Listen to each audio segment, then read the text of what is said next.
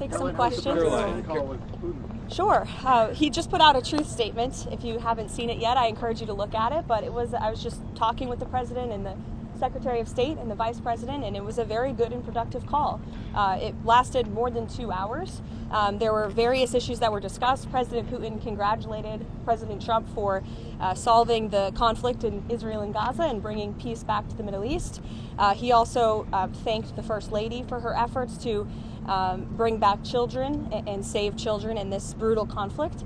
And the president feels like great progress was made on this call. They also agreed to have a high-level senior staff meeting convened as early as next week, which will then be followed by a meeting very likely between President Trump and President Putin as well. They talked about Budapest as being a location for that. So as you all know, President Zelensky is coming to the White House tomorrow, so these discussions will continue. And frankly, I think the president deserves great credit. He literally just got off of a trip to the Middle East where historic peace and accomplishments, seeing the hostages return out of Gaza. These are major foreign policy accomplishments that so many people around the world thought could never be achieved.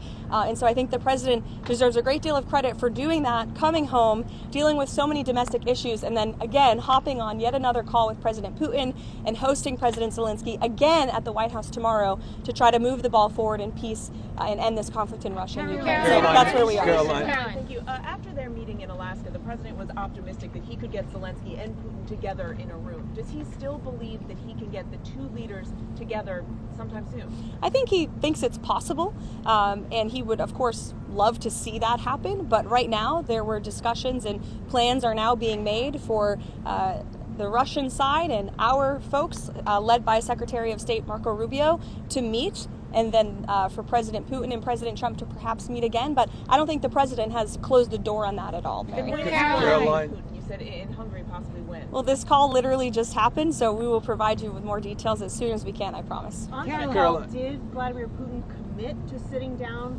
with President Trump and President Zelensky? He committed to sitting down with President Trump, as President Trump's truth post put out for you. And what do you say what it would take for him to be willing to sit down with Zelensky finally as well? I don't want to get into that, but as I just said, the president and President Putin discussed meeting together in Budapest, and President Trump will talk about that opportunity with President Zelensky when he's here at the White House tomorrow. Does Trump believe any conditions have changed to make a second meeting with Putin better, more successful than the Alaska meeting?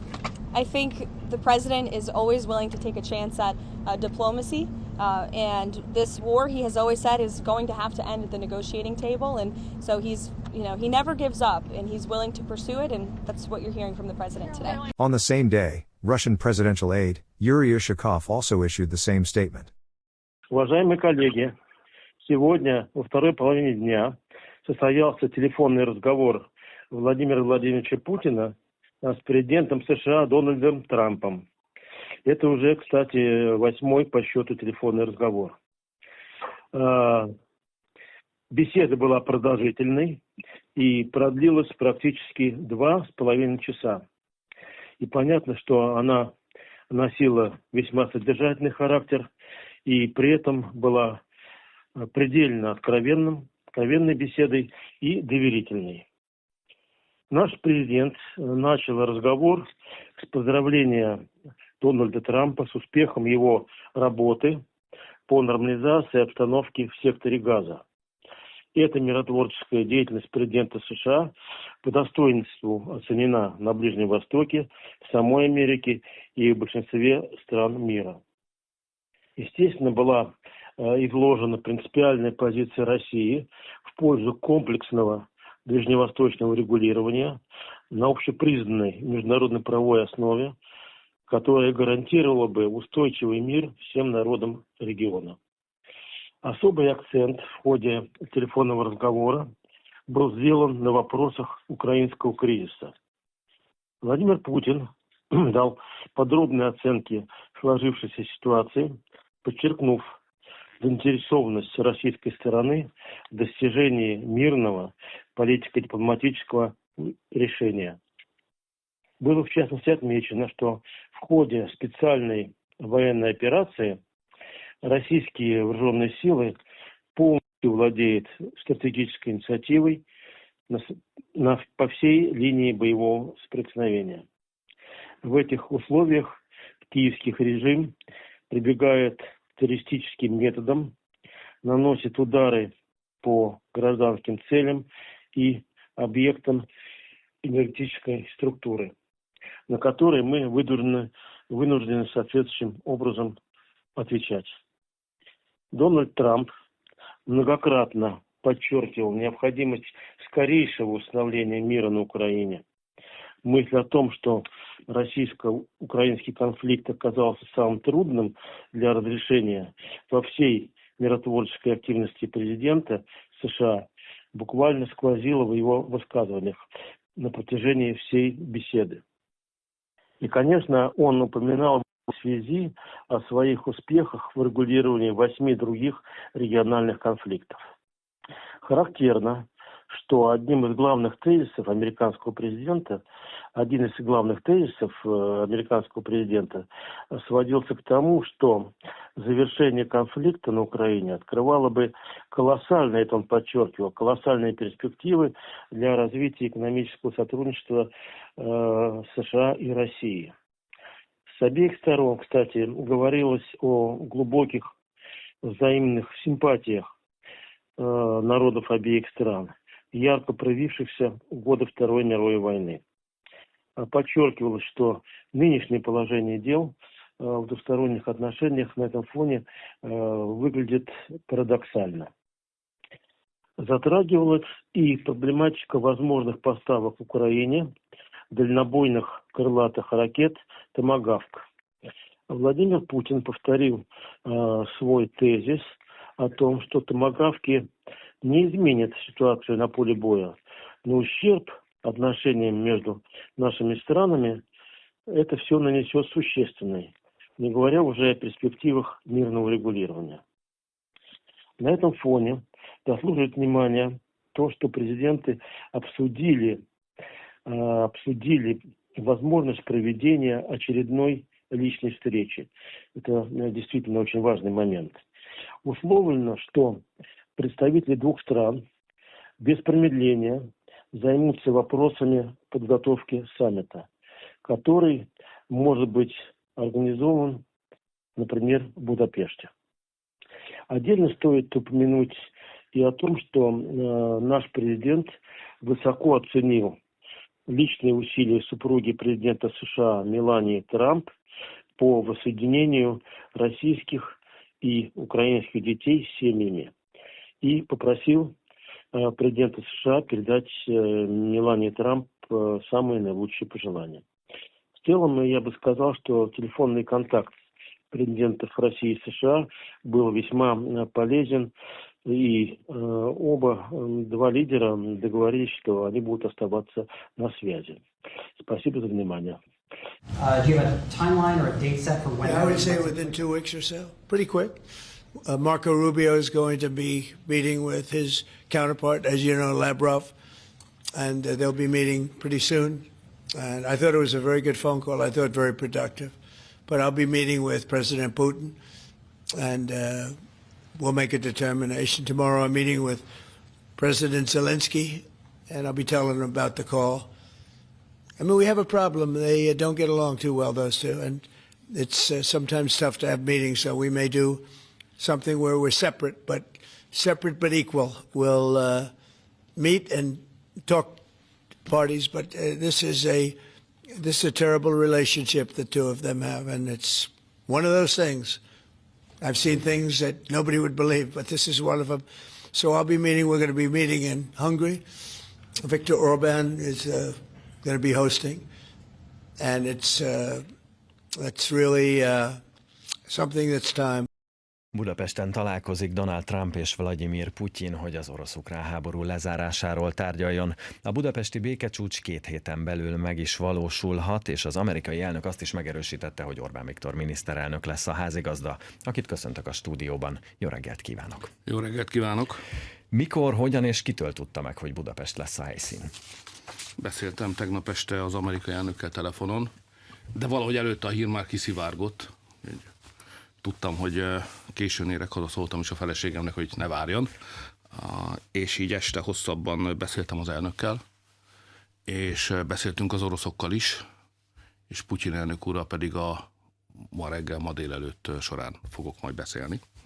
Hát így, de beszéltem az elnökkel a Sharm el-Sheikh-ben a közel-keleti békecsúcson is, és a csőben van előkészítés alatt utolsó simításokat végezzük egy magyar-amerikai hivatalos washingtoni találkozó ügyében is, tehát most forra víz mindenhol.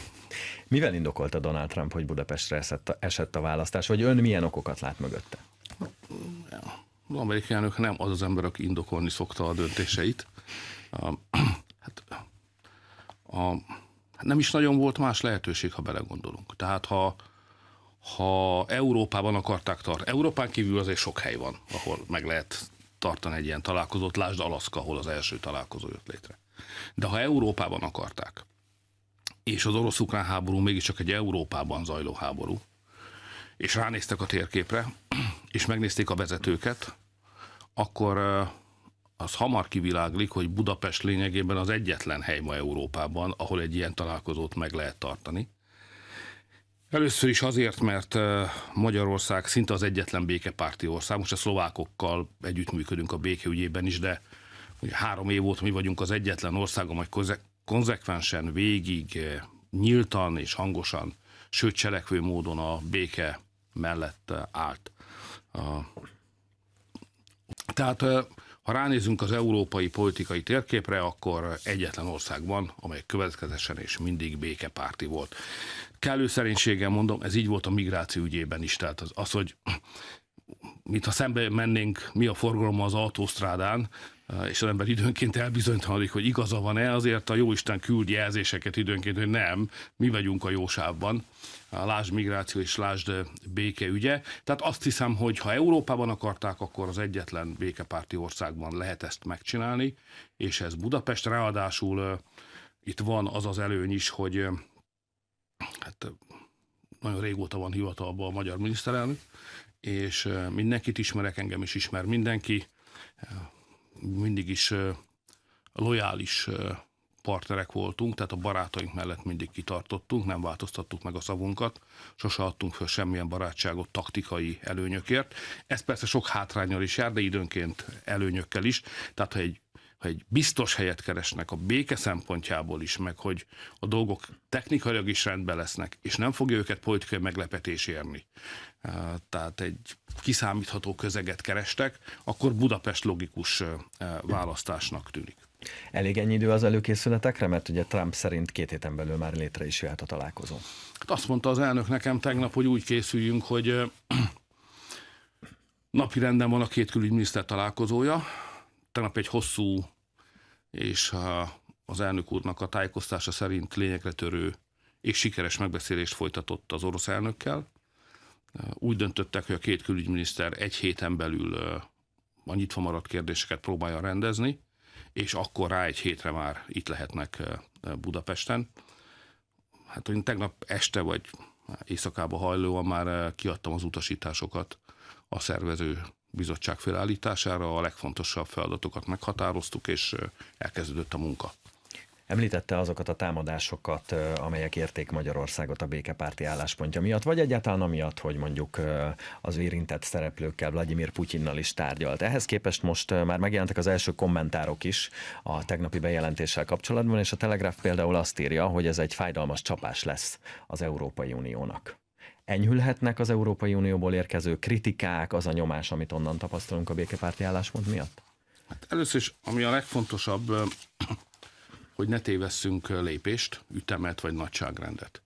Tehát ez a tárgyalás nem rólunk fog szólni. Most persze itt Magyarországon mindenki izgatott, mert a jóisten se tudja, mikor volt utoljára ilyen jelentőségű diplomáciai esemény Magyarországon, ahol nem egyszerűen csak házigazdák vagyunk, hanem egy politikai teljesítménynek minősül annak a helyzetnek a föntartás, hogy egyáltalán Budapest alkalmas lehet békecsúcs megrendezésére. Tehát értem, hogy mindenki izgatott, meg kíváncsi, de mindenkitől visszafogottságot kérek, mert ez a tárgyalás nem rólunk szól, hanem a békéről. A tanulság pedig az én számomra az, hogy és a béke 3 éves története, vagy békeharcunk, vagy békeküzdelmünk 3 éves története ezt jól mutatja, hogy a politikában sokfajta dolog szükséges, sokfajta erény, képesség, tudás, de a legfontosabb a nagy ügyekben mégis mindig az álhatatosság és az alázat. This interview is, with Prime Minister Orbán on a Hungarian radio program on the morning of October 17th, the day of the Trump-Zelensky meeting. As mentioned here, it was later reported by the Kremlin that Prime Minister Orbán held a telephone conversation with President Putin after this. It is clear that the Budapest summit was President Trump's idea. President Putin later publicly stated as much. Even after concluding talks with Zelensky, President Trump appeared determined to hold the summit in Budapest, but as you all know, it was cancelled a few days later. Next time, I'd like to look back on what happened during those few days. But finally, today, November 7th, Prime Minister Orbán visited Washington and met with President Trump at the White House. We're talking, but we'll report on that later. Meetings with Putin. We were talking about that with Victor. He understands Putin and knows him very well. And I feel that, I'm going to let you say what you think, but I think that Victor feels we're going to get that war ended in the not too distant future. Victor, do you want to talk about that? I'm strongly convinced. So the question is whether we Westerners are unified or not. The problem is that the president has huge peace efforts, which are just splendid and very positive for the European continent and all the peoples of Europe.